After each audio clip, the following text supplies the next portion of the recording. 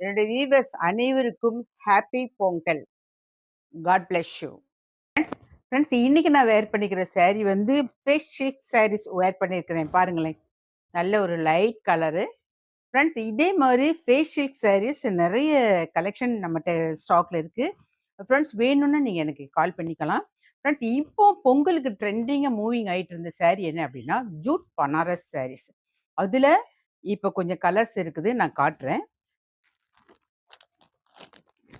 பாடியோட கலர் வந்து நல்ல ஒரு டிஸ்டம்பர் கிரீன் பாருங்க, நல்ல அழகான பார்டர் வந்து இது பாருங்க.